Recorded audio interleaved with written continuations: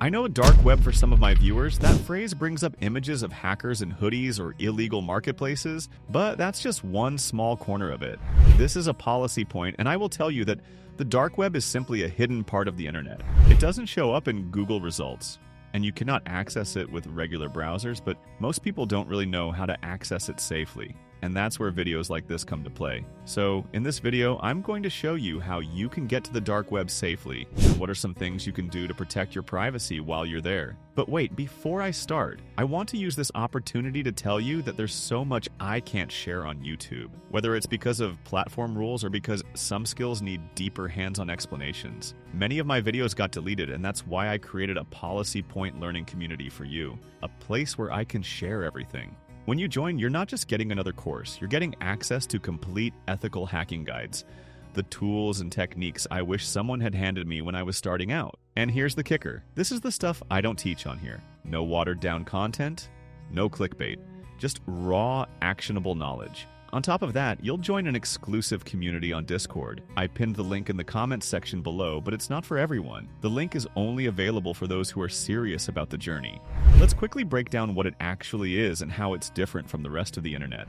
So the internet as we know it actually has layers. 3 layers to be specific: surface web, deep web, and the dark web. The surface web is the regular stuff like Instagram, YouTube, and Facebook. These are all indexed and searchable with Google or any other traditional search engine. The deep web is anything behind a login screen.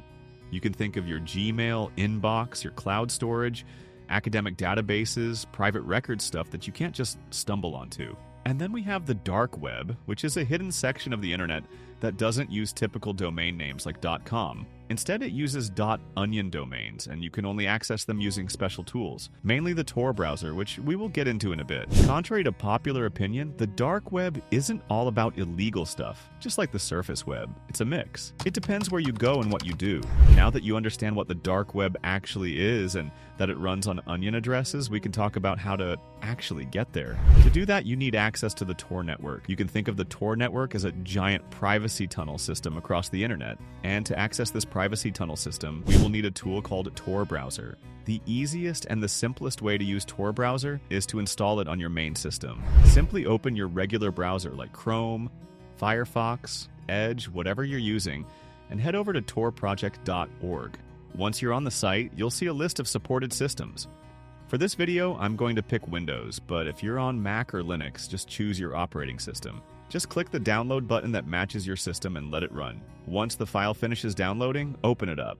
If you're on Windows like me, you'll get the standard installation wizard, and you just need to choose your language, choose where you want to install it, and finally, click Install and let it do its thing. Once that's done, you can go ahead and launch the Tor browser. The very first time you open it, Tor will ask you how you want to connect. You will see a screen that says something like this. In most situations, you can just click Connect, and it will start building a circuit to the Tor network.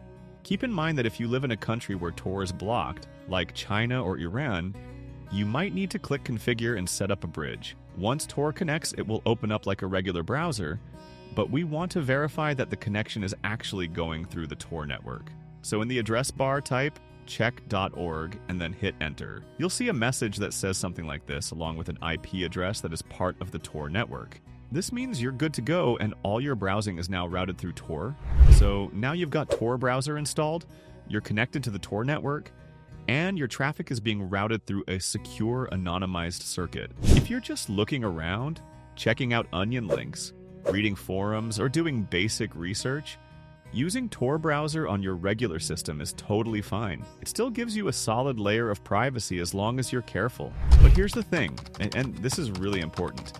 Even though Tor hides your internet traffic, your operating system can still leak. Identifying information like metadata, cached files, browser history, or background services that can log activity. All that stuff can leave a footprint on your machine without you even realizing it. And that footprint can eventually be tied back to you. So if you're curious about staying anonymous, then using something like Tails OS is going to be the next step now.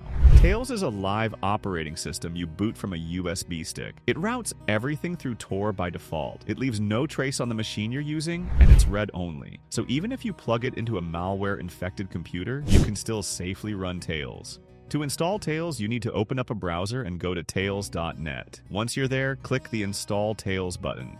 This will take you to a step-by-step guide before you start. It will tell you what you need, and if you match these requirements, simply click Download Tails. This will start downloading the Tails image file, and it might take a few minutes depending on your connection. Once you install the image file, you will have to burn it into your USB stick. Here, I'm going to use a balena etcher to do that, but you can use any other tool of your choice to burn the image. If you don't have the balena etcher tool, you can download it by visiting Balena and download the right version for your operating system. Once you install this tool, simply run it, and then you will see a window that looks like this. So here, simply click Flash from File and select the Tails image file you just downloaded earlier. Next, plug in your USB stick, then click Select Target and choose it from the list. And finally, click Flash to burn the image into the USB stick. Keep in mind that anything on the USB stick will be wiped.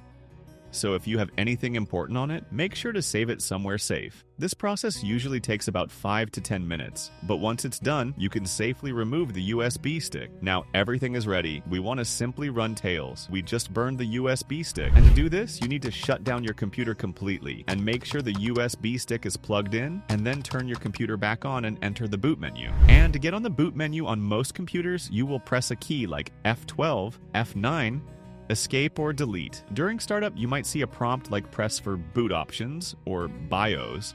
So try to hit that key fast. Depending on your system, it will look different, but the general idea is to change the boot order and make sure the USB with the Tails is the first one to boot into instead of your main hard drive. If everything goes right, you'll see the Tails boot screen pop up. You can simply choose the default options and then hit start. This give it some time to load and then choose your connection type to Tor network. After all this, you will now have a fully anonymous, privacy-focused environment. Everything you do here is going to be routed through Tor, leaves no trace on your computer and resets after every shutdown. You can now browse Onion sites with real operational security without your main operating system tracking anything in the background. Now we're almost there. We've set up everything. Tails OS is running. We know that all traffic is going through the Tor network.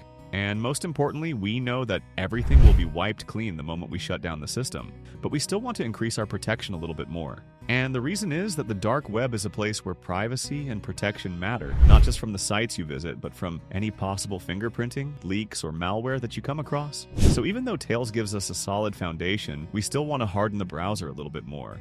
By default, Tor browser is set to a balanced level of security, which tries to give you full functionality without sacrificing too much, but you can safely push this higher. And to do this, you can simply click the shield icon and then click Settings. And then here you will see 3 options: Standard, Safer, and Safest. For most users, I recommend going with Safer, which gives you extra protection without completely breaking every website. But if you're going deep into more sensitive or dangerous pages, then you probably need to switch it to the Safest. This will make sites look a bit broken, but the trade-off is going to be worth it.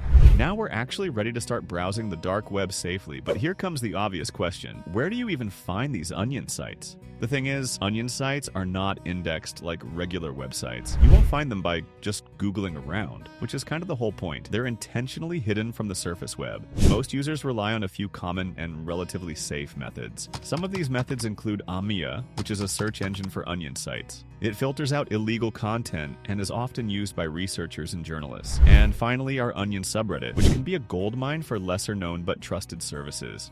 Just make sure you're not blindly visiting links from random users. Always verify Onion addresses because they're long and random for a reason. And it's super easy to get tricked by lookalikes or phishing clones while visiting links on the dark web. Do not give out real names, real emails, or any identifying information. Do not download files unless you trust the source, and do not use Tor to log into your personal accounts. So that's it. And you now have the tools to browse the dark web safely and privately. The dark web itself is not illegal, just like the surface web. It all depends on what you do while you're there. So be smart, be cautious, and don't get reckless just because you're behind Tor or inside Tails. Use this knowledge responsibly, and if you found this video useful, let me know in the comments. And as always, thanks for watching.